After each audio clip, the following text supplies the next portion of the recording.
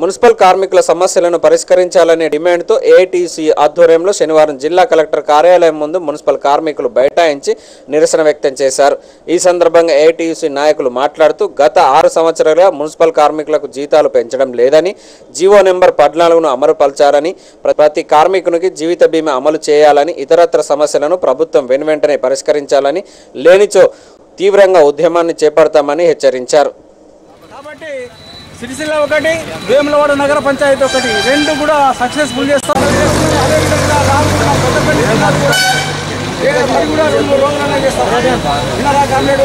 అదేం లేదు, దాని మీద మన జిల్లాలు ఎన్ని ఉన్నాయో అన్నిటికీ పెద్దపల్లి జిల్లా, కరీంనగర్ జిల్లా, మన ఇంకొకటి ఏది ఉన్నది,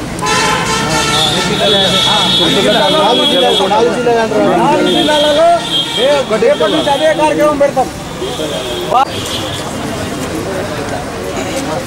ఇప్పుడు మన రాష్ట్ర అధ్యక్షులు దేశరత్న గారు కూడా మాట్లాడాలి.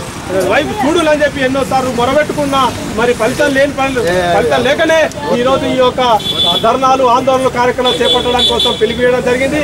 ఆ పిలుపులో భాగంగా హైదరాబాద్ నుంచి వచ్చినటువంటి మన రాష్ట్ర దేశరత్న గారు అధ్యక్షులు మాట్లాడాల్సిందిగా కోరుతా ఉన్నాం.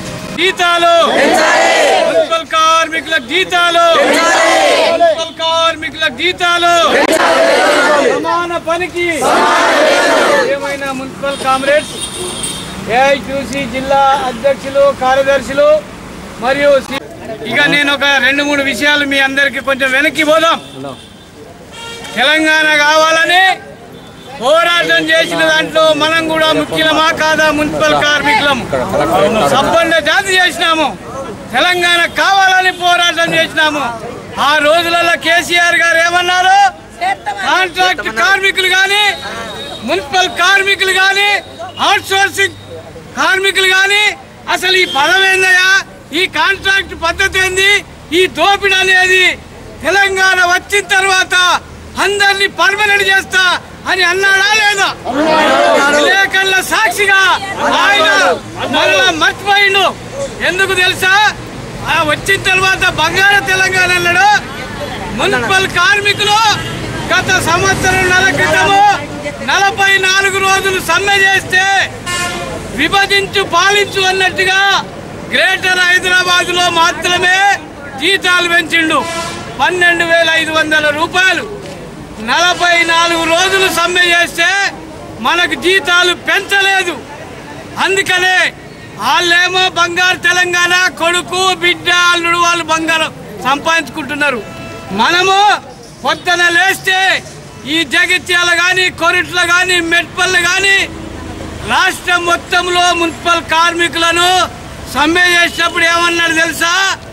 అమ్మా, ఈ మున్సిపల్ జాడు కొట్టే వాళ్ళు మా తల్లులు, నేను వాళ్లకు ముళ్ళు గుచ్చుకుంటే పంటితో తీస్తానన్నాడు. కానీ జీతాలు మాత్రం పెంచుతలేడు. అందుకనే ఏఐటీసీ నాయకత్వాన మీరొక్కలే కాదు, తెలంగాణ రాష్ట్రం మొత్తంలో మనం ముందుగా మొదలుపెట్టినాము. కలెక్టర్ ఆఫీసుల దగ్గర ధర్నాలు, నిరసనలు ఇవన్నీ చేయాల. సుప్రీంకోర్టు ఆర్డర్ ఇచ్చింది. సుప్రీంకోర్టు ఏమని ఇచ్చిందంటే మున్సిపల్ కార్మికులు పర్మనెంట్ చేసే వాళ్ళకి 30,000, 40,000 అయితే కాంట్రాక్టర్లకు 7,000, 8,000. ఇది తప్పు అని కత్తి తీసుకొని కేసీఆర్ మీద తలకాయ మీద కొట్టినా సిక్కు శలం వస్తలేదు. అందుకనే మనము ఈ నిరసన కలెక్టర్ ఆఫీసర్ దగ్గర చేస్తున్నాం. దానికి మంచి పని చేస్తున్నామా లేదా? మనం ఆయన మనవాడు బుట్టి కడగడానికి చేతగాడు కేసీఆర్, కానీ ఈ మురికి కాలువ మనం తీస్తున్నాము. వాళ్ళకంటే మనమే నిజమైన మంచి వాళ్ళం. ఒక అధికారి ఏమన్నాడు తెలుసా?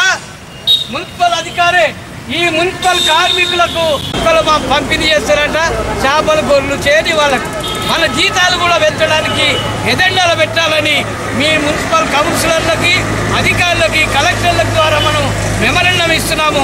ఉద్యమాలు చేస్తేనే మన జీవితాలు బాగుపడతాయని పర్మనెంట్ అంతా అయ్యేంత వరకు పోరాటానికి సిద్ధం కావాలని ఏఐటీసీ రాష్ట్ర అధ్యక్షునిగా మీరందరూ మాకు ఈ అవకాశం కల్పించి జయప్రదం చేసినందుకు ఏఐటీసీ సమాన పనికే మున్సిపల్ కార్మికులను పర్మనెంట్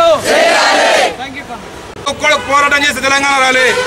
తెలంగాణలో కూడా మనకు రెక్కాడితే డొక్కాడినటువంటి పరిస్థితులు మనం ఉన్నప్పటికీ కూడా తెలంగాణ వస్తే మా జీతాలు బాగుపడతాయి, తెలంగాణ వస్తే నా కుటుంబం బాగుపడుతుంది, తెలంగాణ వస్తే తెలంగాణ అభివృద్ధి చెందుతుంది అని చెప్పి ఎన్నో కోటి ఆశలతో మనం పోరాటం చేసి తెలంగాణ సాధించుకుంటే ఈరోజు కేసీఆర్ గారు 3 సంవత్సరాలు వచ్చిన తర్వాత కూడా కనీసం ఈ జగిత్యాల పట్టణంలో ఉన్నటువంటి అందరి కార్మికులు ఏదైతే ఉన్నారో అన్ని కూడా ఏదైతే మూత్రం కానీ అన్ని కూడా సభ చేస్తే మరి వారికి జీతాలు ఇవ్వనటువంటి సందర్భం, వారు కూడా వారి ఇంటి సాఫ్ చేసుకునే పరిస్థితిలో కేసీఆర్ గారు ఉన్నారు. అంత పెద్ద జగిత్యాల పట్టణాన్ని మా సొంత ఇల్లుగా చేర్చుకొని మరి ప్రాంతంలో ఉన్నటువంటి వారికి అందరికీ కూడా ఆరోగ్యం ఇచ్చేటువంటి గొప్ప కార్మిక దేవుడు మరి మున్సిపల్ దేవుడు అని చెప్పక తప్పదు. అటువంటి వారికి సమాన పనికి సమాన వేతనం చెల్లించాలని చెప్పి పోరాటం చేస్తే ఇప్పటికి కూడా ₹1 పెంచినటువంటి విషయం. మరి హైదరాబాద్లో ఉన్నటువంటి కార్మికుల మిగతా రాష్ట్రంలో ఉన్నటువంటి కార్మికులు కాదా? ఇంకో చిన్న విషయం చెప్తున్నాను. సినిమాలు ఈ మధ్య 2-3 సినిమాలు ఇస్తే సినిమాలకు కూడా రాయితీ ఇస్తున్నాడు కేసీఆర్ గారు, సినిమాలకు కూడా రాయితీ ఇస్తున్నారు.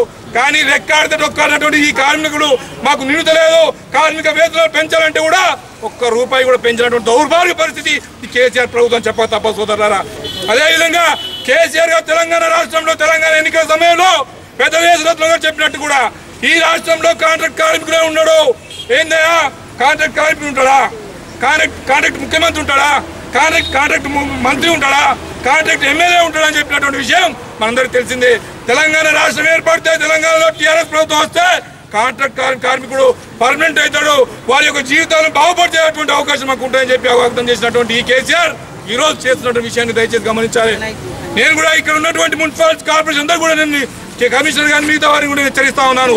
మా సోదరులు ఆత్మాభిమానంతో పనిచేస్తున్నారు. ఒరే అసే అంటే తరిమి కొడతాం బిడ్డలారా, మేము కూడా ఆత్మాభిమానంతో పనిచేస్తూ ఉన్నాం. మాకు మర్యాద కావాలి, సొంత ఆత్మాభిమానం కావాలని చెప్పి సందర్భంగా నేను కమిషనర్ గారిని అందరికీ హెచ్చరిక చేస్తా ఉన్నాను. ఆ దిశగా మీ పోరాటంలో నేను కూడా ఒక భాగస్వామి. శాసనసభ్యులు గౌరవనీయులు జీవన్ రెడ్డి గారి దృష్టికి తీసుకెళ్లి ఈ అంశాన్ని కూడా శాసనసభలో కూడా ప్రశ్నించేందుకు ప్రయత్నం చేస్తాను. ఈ సందర్భంగా నేను వేడుకుంటూ